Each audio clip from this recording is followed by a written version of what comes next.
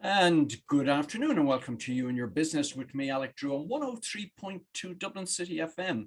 Each week, I invite an expert from the world of business to share their knowledge, insights and tips to help you with your business challenges.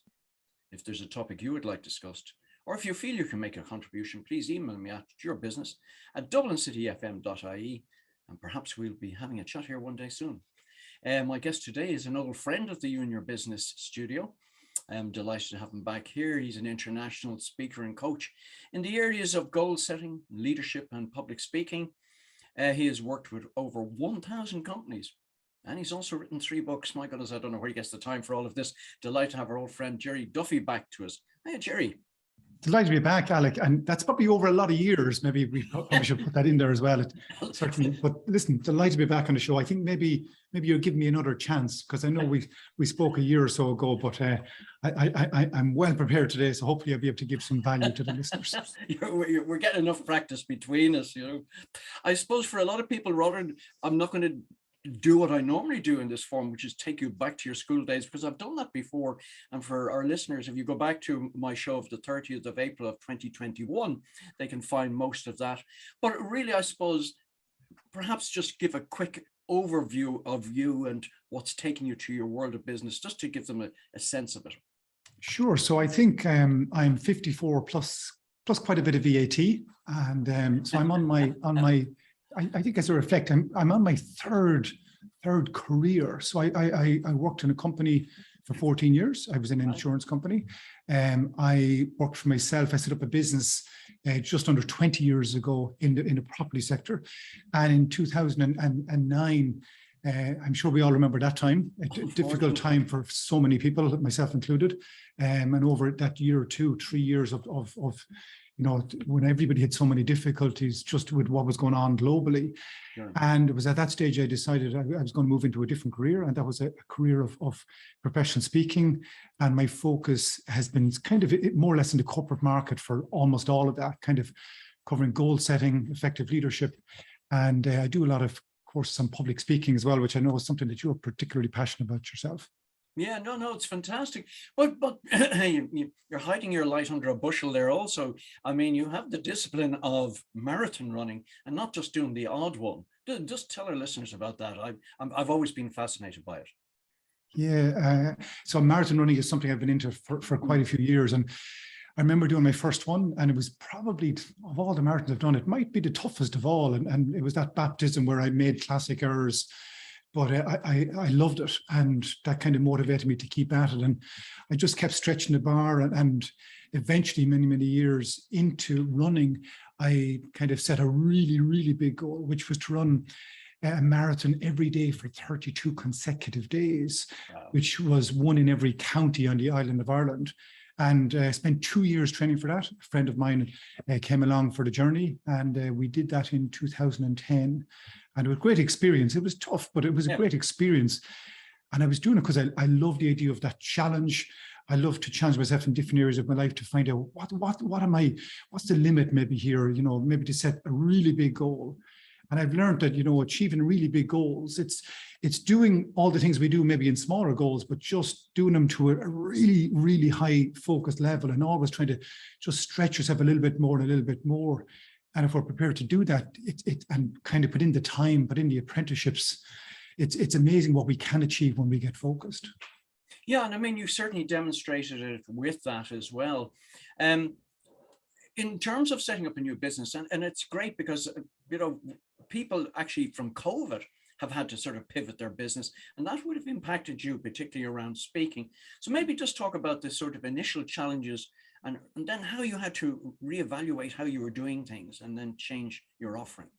Yeah, so I'm sure everybody will remember that time, kind of mid-March 2020, like a little over 2.5 years ago. And I was no different, you know, had a very busy diary, like I know you had in front of me, for the next 4 or 6 weeks, which in the space of kind of 36 hours, it was like somebody opened the trap door and it all fell through. And the reason was because, as I reflect now, I was, with the exception of one client, I had one client who I did quite a bit of online work for, but I simply had one client in that world. Every other client was in a live environment. And so all that work immediately kind of got you know, either cancelled or deferred. And so I had to, it took me 3-4 weeks to kind of even deal with that and to begin to kind of say, well, what can I do here? And one of the first things I did was I started to reach out to clients that I knew were going through really difficult times immediately. And I just reached out to see is there anything I could do for them. And that, even doing that, I kind of ended up doing a few things online for people, which was in a different online world to what I'd been doing for the other client. Right. So that was in Zoom or Teams. And that kind of got me used to that technology of being able to communicate there. And that gave me a little bit of confidence to kind of stretch myself a little bit more. And I began to reach out to existing clients and say, listen, the work we were going to do, I'm very confident I can adapt it into this other world. Would that be of interest to you? And thankfully that started to pay off within a few months. I love that sort of piece that you took, though. You decided, well, hang on a sec, I'm struggling, which means other people are struggling. How can I help you? And people tend to forget about this. They're always centered on themselves and not think of how they can be of service to other people. Yeah, I'd love to think it's a core value I have. I do some business sales workshops, and I have a particular value which I've seen for myself as given, a significant dividend in terms of a value for my business. And the value is this: it's to care more about the customer than you do about the sale. And for me, that's really just serving the customer first. And if we do that, well, then chances are we're going to have a satisfied customer. If we have a satisfied customer, they may come back again. They may recommend us to other people. And definitely, maybe that was kind of what was going on there, because I definitely had some clients that I know were severely impacted. But I ended up getting a win out of it because I had to learn this new technology. I had to learn how to be an effective communicator in that new technology. And then I could bring that into other clients then. So I ultimately did benefit from it, which was a great win to get out of it. But it came from a place of maybe putting the customer first. Yes, let's explore that just for a couple of minutes, because I know you talk about that and the importance of it. So, for example, how does that look like when you're dealing with a customer? Explain that more to our audience, because often they're focused on the sale. Yeah, I think it's number one is, again, I don't come from a background of professional speaking, but I do it all the time now. I was once in my mid-30s terrified of public speaking, so I had to learn all these skills. So I'm not a speaker or a presenter who can just stand up and do it off the cuff, or do it with an hour's kind of taking notes. What will I talk about? Kind of how will I frame that for this client or whatever? Like I have a talk tomorrow. I'm going to speak for 1 hour. And I was just calculating this morning, I've put 15 hours of work into what's going to be 1 hour tomorrow. Right. But what I want to do is I want to write it for that client, and, not for any audience, but for that audience. So I've tried to make, I could give the exact same talk the next day to a very different audience. And maybe the easy way out is just to use general examples in the theories I'm going to share. But tomorrow, a very specific audience, I've really worked hard at coming up with very specific examples that are incredibly relevant for the industry that they're in. Right. And it's just being prepared to go that extra 1% or 2%. And I found that makes all the difference, because, I want to stand out when I present. And if I stand out, these are some simple things I can do to stand out. And if I do, I'm much more likely to be remembered. And if I'm more remembered, I'm much more likely to be recommended the next time they're looking for somebody else. Or even tomorrow, there's about 150 people going to be attending. That's potentially 150 potential new customers for me, because they all come from different organizations, different companies. And I really want them to see that this talk was written for them. And so, it's all about serving the customer first. And if I don't do that, well, then there's a chance I may never get a phone call. So it's not what it's costing me to do it. It's what, I might never know. I might never know who's in the room if I don't put in that prep. But if I do put in the prep, I'm confident that further down the line, if I take a long vision on this, because I mightn't get a phone call for a month or for 6 months. Yeah. I've had clients ring me 5 years after they heard me speak. And usually it's, I didn't need you until now, but now I need you. So it's that approach of, I remember I was listening to a speaker a couple of years ago in the early stages of COVID, a guy speaking from America, an Irish guy that has a business in America. Right. And he was talking about when he was 18, growing up in Ireland. And he went to work for his granddad one day, who had a decorating business. And he was given a task of painting this bedroom. Right. And he went down to his granddad at the end of the day and said, "Granddad, I finished the work now. And the granddad said, okay, well, that's great. And he said, do you want to come up and see it? And he said, well, I might need to see it. And the young boy said, well, why do you not need to see it? And he said, well, you only have to ask yourself one question at the end of a day's work. Are you proud to put your name to what you did today? And he said, that's really served me. So if I'm going to do that talk tomorrow, I need to walk away saying, am I proud? Did I really give this my best? And if I do that, I find those keys can open doors. Yes, and it's quite interesting that you mentioned that, because when you talk about opening doors, there's two ways of doing it. You do what you're doing there, which is to make it specific and relevant to a particular audience, which means doing a lot of homework in advance, or you don't, you just deliver the sort of bland speech that can work for anybody, but then you have to do a lot of work to find new marketplaces.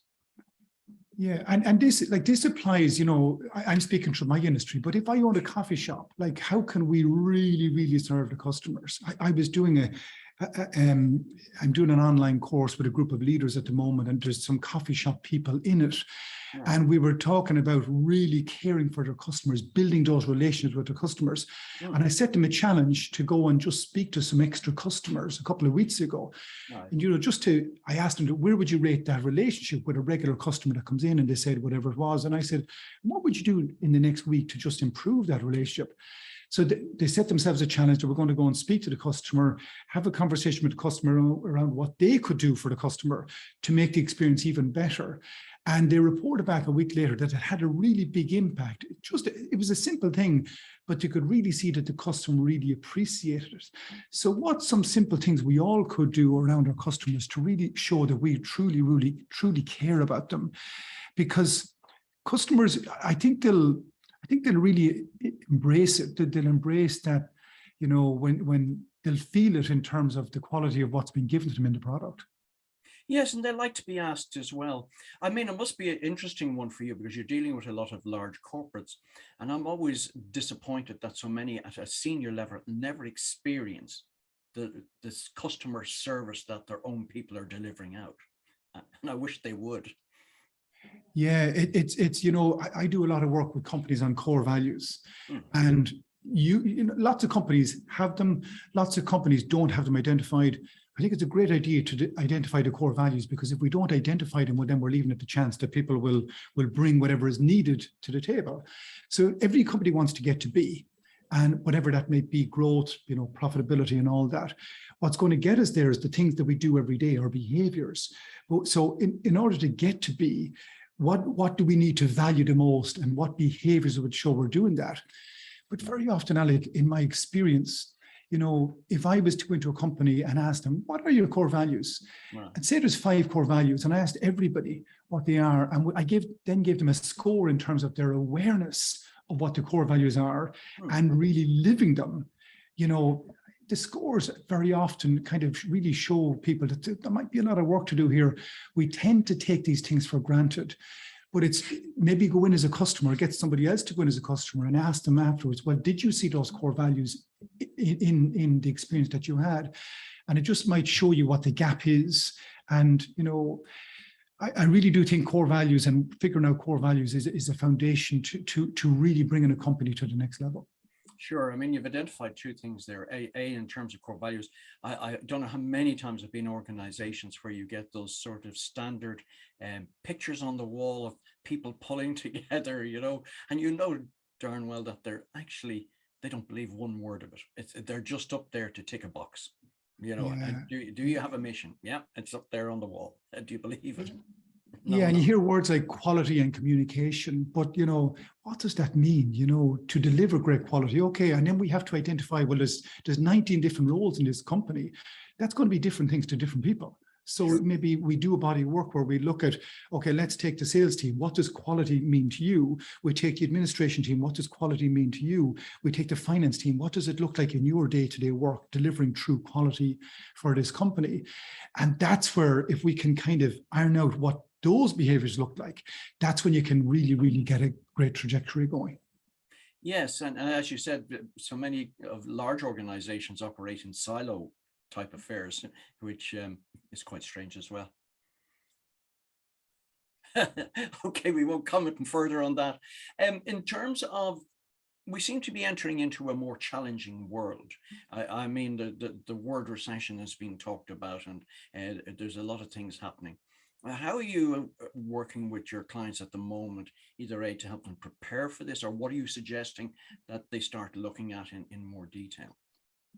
I think, we go back to communication. One of the biggest things I would recommend to people, and maybe people are doing already, well, if you're doing already, maybe how could we bring it to another level? But I really do believe it's low-hanging fruit, Alec, and that's, let's assume we have good products. Let's assume we have the resources. Let's assume we have the customers.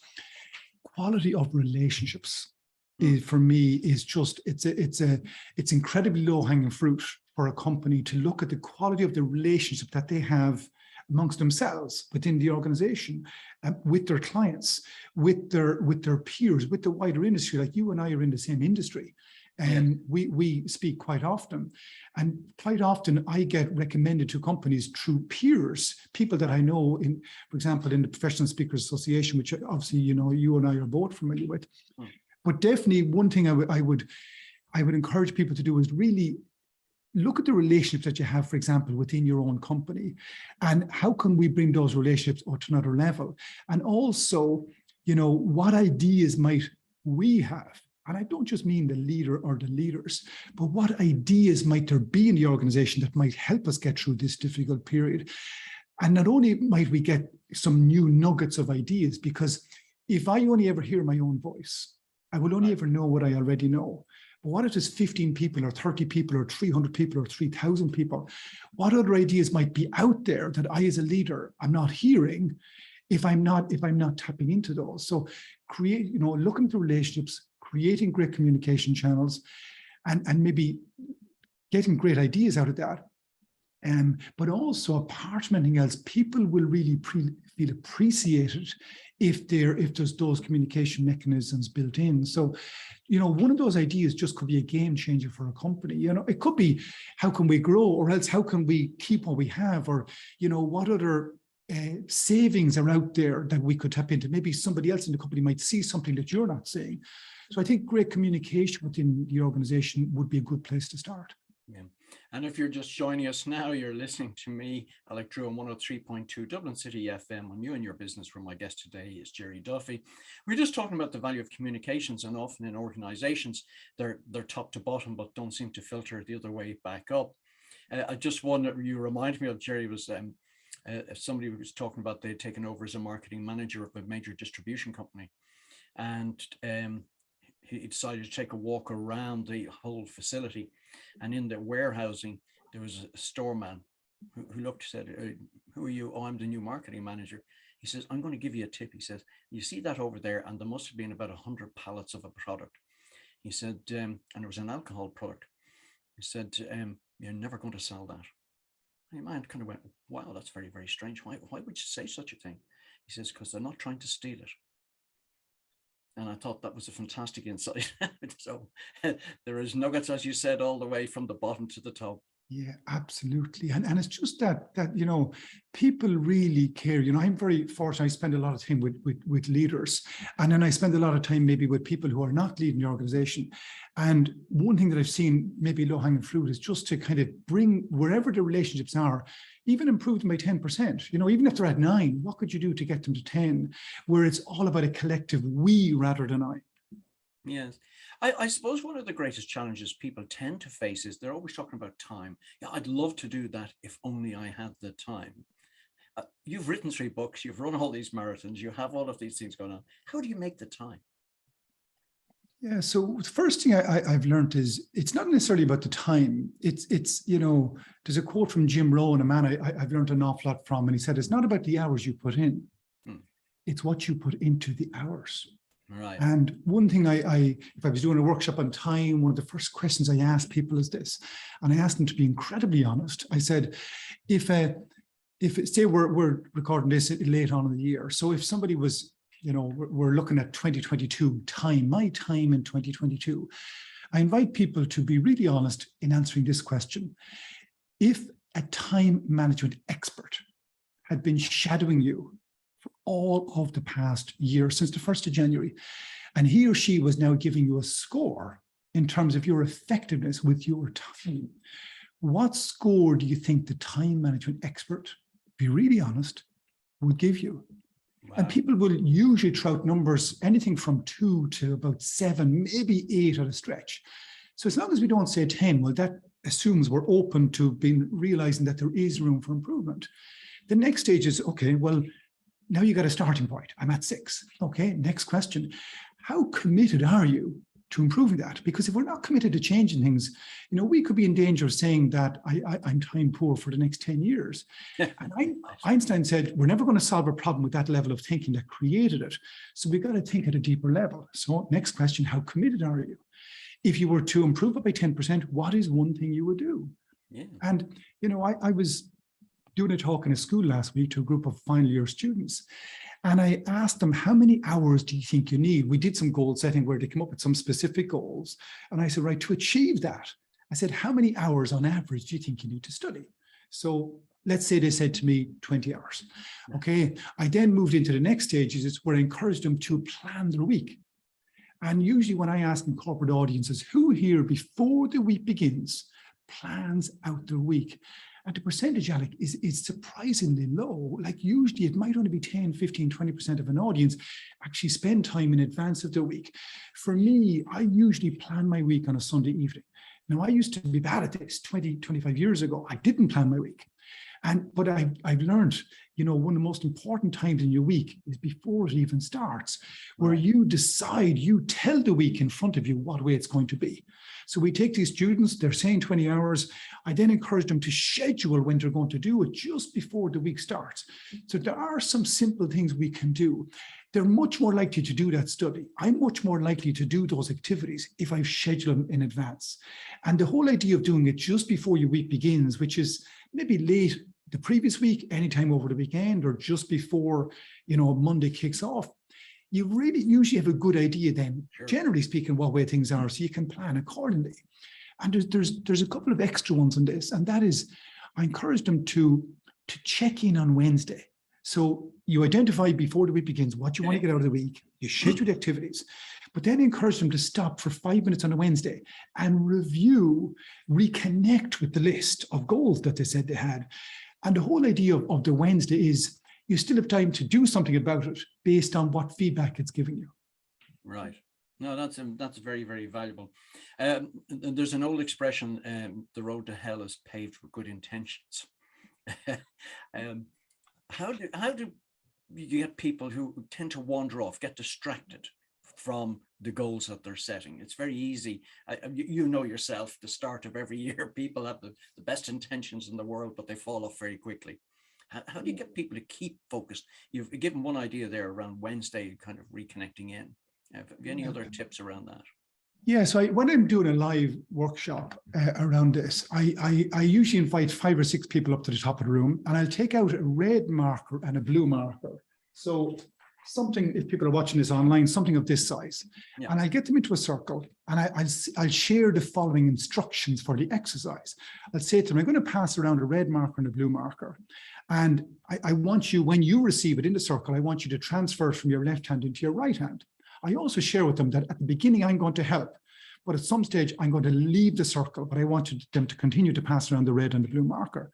So then we start the exercise. And, they start to pass them around, the red marker and the blue marker. Now, at this stage, I'm helping. And when we've got those two in, the red and the blue, I'll then add in a bottle of water, and they'll take that and they'll start to pass that. And then I'll add in like a random object, like a phone, and they'll take that. When the red marker comes back around, I'll take it out and I'll put in some glasses. Reading glasses. When the blue marker comes around, I'll take that and I'll add in a pen and maybe a banana or a marker or something like that. A different, maybe an orange marker or something. And then I'll leave the group. They'll continue to pass them around. And then after about a minute, I'll say, stop. And I know you already realize where I'm going with this. I'll ask them what they're doing, and they'll say passing stuff. And I'll say, what are you passing? And somebody will say, well, I'm passing a bottle of water because that's what they'll be holding. Somebody else would say a calculator because that's what they'll be holding. Somebody else would say a phone, etc. Then I'll say, why? And they'll say, because you told us to. And I'll say, actually, no, I didn't. I said, I was very specific. Now, the moral of the story is, when I asked them who's got the red marker, who's got the blue marker, they'll look around at each other and then they'll realize that they got distracted because I have them hidden in my pocket.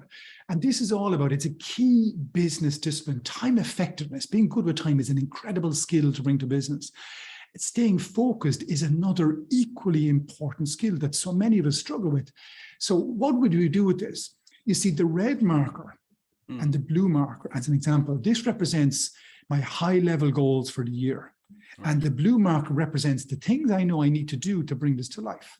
Right. And so what I encourage people to do is two things, is obviously to have your specific goals for the year, but also to do regular check-ins on your goals so that you might decide at the beginning of the year, now that's at one level, you can do this in different ways, but if we're talking about the high-level goals, it's you decide in advance, at the beginning of every month this year, I'm going to revisit the goals that I said was really important this year.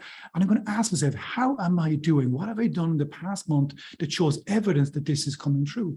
Most of us don't do that. The first time we check in on our yearly goals, maybe it's at the end of the year.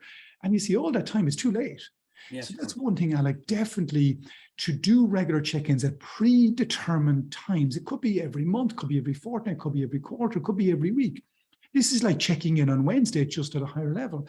But also, when you're setting your goals, identify why the goals are important, because the why are the intrinsic motivators. So why, somebody in terms of a sales goal, maybe they want to put their kids to college. I'm going to sell this much this year because I want to put my kids to college. At the end of the month, when you're revisiting your goals and you're looking for that extra motivation, stay on track, reconnect with why, because the why will determine or will allow you, or encourage you, I should say, to do things even when you're not in the mood, to drive on. So there are two things, definitely to decide on when I'm going to check in on this goal and reconnect with the why this is so important. It could be to bring the business to the next level or whatever it might be. There are two simple things that we could do. I'll tell you, Gerry, a mind of information, and these shows go so quickly. I should have you back every week.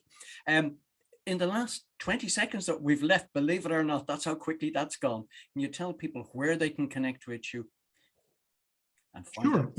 Yeah. So GerryDuffyAcademy.com or LinkedIn is another good place as well. Good. Well, what a pleasure. What a pleasure as always to have you, Gerry. Please remember to join me, Alec Drew, again next week. You've left me kind of thinking so much there. So join me next week, Alec Drew, on 103.2 Dublin City FM for another edition of You and Your Business. Thanks also to Sam on sound, and thanks particularly to Gerry Duffy for so much inspiration in one small talk. Thank you very much, Gerry. Cheers.